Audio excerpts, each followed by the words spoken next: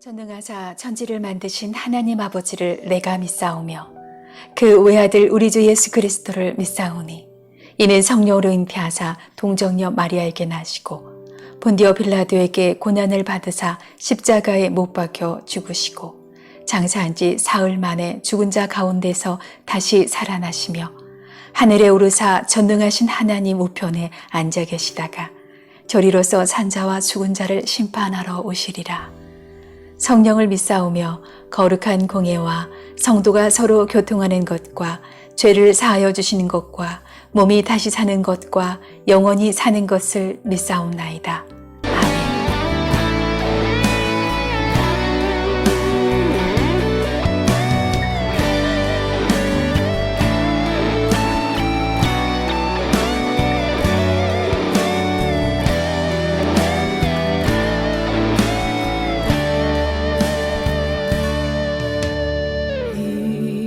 이곳에 생명샘 솟아나 눈물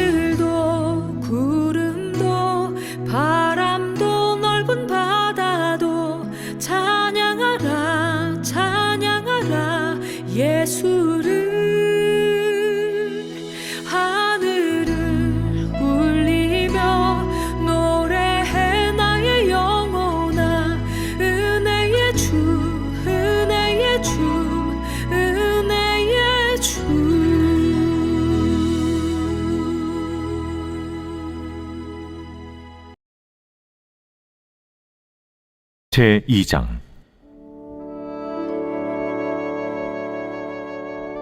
나오미의 남편 엘리멜렉의 친족으로 유력한 자가 있으니 그의 이름은 보아스더라. 모압 여인 룻이 나오미에게 이르되, 원하건대 내가 밭으로 가서 내가 누구에게 은혜를 입으면 그를 따라서 이삭을 줍겠나이다.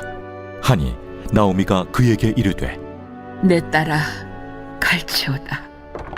룻이 가서 베는 자를 따라 밭에서 이삭을 줍는데 우연히 엘리멜렉의 친족 보아스에게 속한 밭에 이르렀더라. 마침 보아스가 베들레헴에서부터 와서 베는 자들에게 이르되, 여호와께서 너희와 함께 하시기를 원하노라. 여호와께서 당신에게 복 주시기를 원하나이다 하니라. 보아스가 베는 자들을 거느린 사환에게 이르되, 이는 누구의 소녀냐? 하니 베는 자를 거느린 사환이 대답하여 이르되, 이는 나오미와 함께 모압 지방에서 돌아온 모압 소녀인데 그의 말이 나로 베는 자를 따라 단 사이에서 이삭을 줍게 하소서 하였고 아침부터 와서는 잠시 집에서 쉰 후에 지금까지 계속하는 중이니이다. 보아스가 룻에게 이르되, 내 딸아 들으라. 이삭을 주우러 다른 밭으로 가지 말며 여기서 떠나지 말고 나의 소녀들과 함께 있으라. 그들이 베는 밭을 보고 그들을 따르라. 내가 그 소년들에게 명령하여 너를 건드리지 말라 하였느니라. 목이 마르거든 그릇에 가서 소년들이 길어온 것을 마실지니라. 하는지라. 룻이 엎드려 얼굴을 땅에 대고 절하며 그에게 이르되, 나는 이방 여인이거늘 당신이 어찌하여 내게 은혜를 베푸시며 나를 돌보시나이까. 하니 보아스가 그에게 대답하여 이르되, 내 남편이 죽은 후로 내가 시어머니에게 행한 모든 것과 네 부모와 고국을 떠나 전에 알지 못하던 백성에게로 온 일이 내게 분명히 알려졌느니라. 여호와께서 내가 행한 일에 보답하시기를 원하며 이스라엘의 하나님 여호와께서 그의 날개 아래에 보호를 받으러 온 내게 온전한 상 주시기를 원하노라. 내 주여, 내가 당신께 은혜 입기를 원하나이다. 나는 당신의 하녀 중에 하나와도 같지 못하오나 당신이 이 하녀를 위로하시고 마음을 기쁘게 하는 말씀을 하셨나이다. 헤세드와 축복의 이야기 룻기 2장 살펴보겠습니다. 오늘 2장에서는 드디어 룻과 보아스의 만남이 이루어지는데요. 자, 어떻게 해서 이 두 사람이 만나게 되었는가 살펴보도록 하겠습니다. 자, 성서에서 여성의 이름이 제목인 책이 2권 있습니다. 룻기와 에스더인데요. 자, 이 2권의 책에 이제 공통점이 여러 가지가 있는데 그 중에 하나가 이 두 책에서 모두 에스더와 룻기 모두 하나님이 직접 등장하시지 않습니다. 그러니까 하나님의 신탁이나 하나님의 음성이나 기적이라든가 꿈, 환상 이러한 것이 전혀 등장하지 않는 책입니다. 심지어 에스더서에는 하나님이라는 말도 단 한 번 등장하지 않습니다.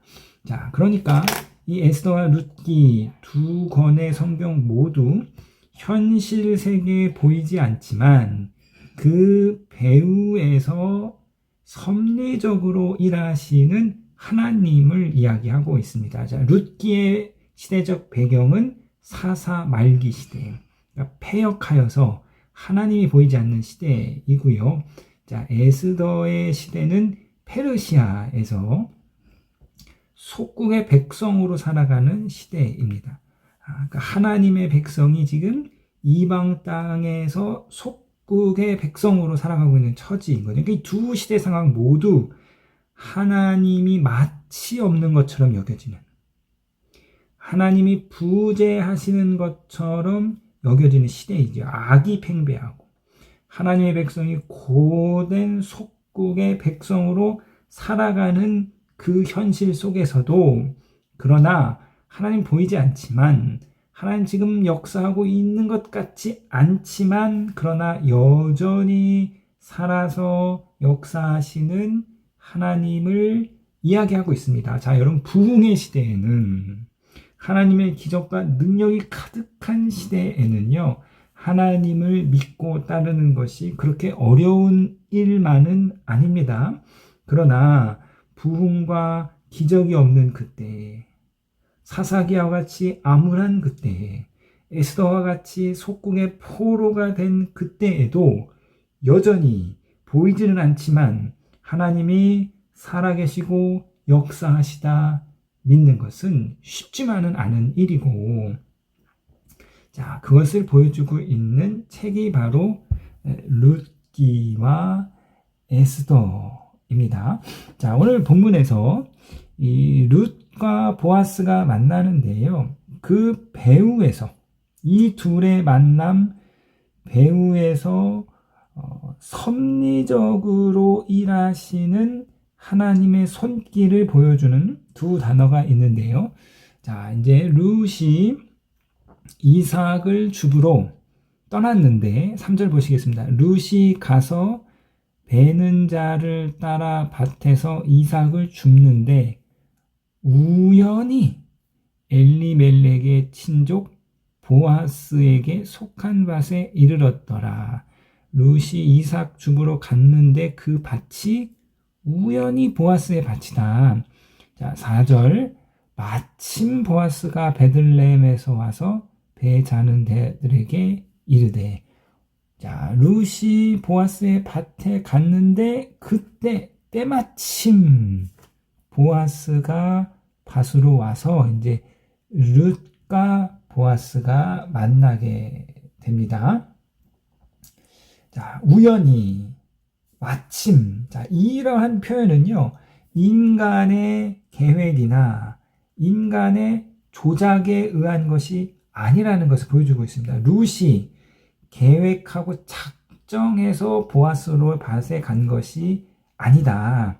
인간의 계획이 아니라 이 모든 것이 하나님의 섭리 속에서, 배후에서 치밀하게 역사하시는, 보이지는 않지만 그러나 치밀하게 역사하고 계시는 하나님의 손길임을 룻기가 우리 가운데 말해주고 있습니다. 자, 이처럼 저와 여러분 삶의 배후에서 보이지는 않지만 역사하시는 하나님의 섭리, 이것이 바로 하나님께서 일하시는 방법 중에 하나입니다. 그렇기 때문에 성도에게 우연은 없고요. 그 모든 것은 다 하나님의 섭리입니다. 이처럼 하나님의 섭리는 하나님의 숨어 있는 돌봄입니다. 자, 시인의 재능은 들에 피는 그 한 포기 꽃 속에서도 우주를 보는 능력이다. 이렇게 이야기하고 있는데요. 자, 성도들의 영성은 무엇인가? 자, 우리가 어떤 영성을 통해서 하나님의 계시를 받고 어떤 영적인 경험을 하고 하나님이 주신 어떤 꿈과 환상을 보는 것, 이것이 성도가 가진 영성이죠. 그러나 영성의 또 다른 측면은 아주 일상의 작은 사건 속에서도, 일상의 평범한 사건 속에서도 하나님의 손길과 하나님의 숨결을 느낄 수 있는 능력, 바로 이것이 영성입니다. 자, 어떤 사람은요, 정말 하나님이 아주 큰 기적을 경험했습니다. 하나님이 아니면 설명될 수 없는 일들을 그 삶 속에서 경험했어요. 그런데 그럼에도 불구하고 하나님이 하셨네, 하나님이 도와주셨나는 말을 일절 안 하는 거예요. 다 우연히 되려니까 됐지, 내가 했으니까 된 거지, 내가 했어 된 거지. 그러니까 하나님이 하셨다는 말은 쏙 빼고 그냥 우연히 됐다, 운이 좋았다, 되려니까 됐다, 하나님의 이 섭리적인 손길을 전혀 깨닫지 못하는 영적으로 아주 무능한, 무지한 사람입니다. 그러나 또 다른 사람은요, 삶에 뭐 별것도 아니고 작은 일인데도 막 호들갑을 떠는 거예요. 야, 하나님이 내게 은혜를 내려주셨다. 하나님이 또 만나게 해주셨네. 하나님이 간섭하셨다. 하나님이 역사하셨다. 이것이 믿음의 고백이고, 또 이것이 일상의 삶 배후에서 역사하시는 그 하나님의 손길을 볼 수 있는 영성이죠. 그러므로 사랑하는 성도님 여러분, 이 새벽에 오늘 우리의 코끝 앞에 비치는 작은 햇살 속에서도, 그 작은 햇살 속에서도 하나님이 우리에게 베푸시는 놀라운 은혜와 우리를 돌보시는 그 하나님의 깊은 숨결을, 하나님의 깊은 인도하심을, 하나님의 놀라운 섭리를 느끼시고 하나님과 함께 하시는 그 감격 안에서 이 하루를 살아가시는 저와 여러분이 되시기를 주님의 이름으로 부탁드리겠습니다.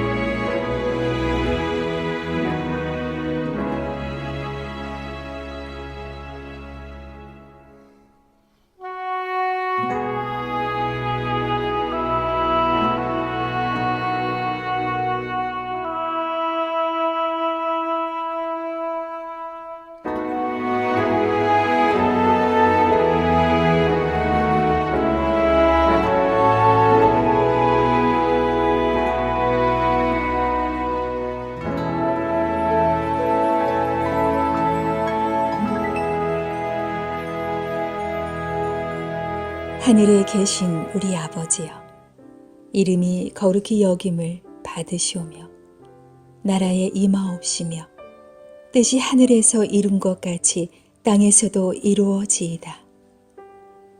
오늘날 우리에게 일용할 양식을 주옵시고 우리가 우리에게 죄 지은 자를 사하여 준 것 같이 우리 죄를 사하여 주옵시고 우리를 시험에 들게 하지 마옵시고 다만 악에서 구하옵소서. 대개 나라와 권세와 영광이 아버지께 영원히 있사옵나이다. 아멘.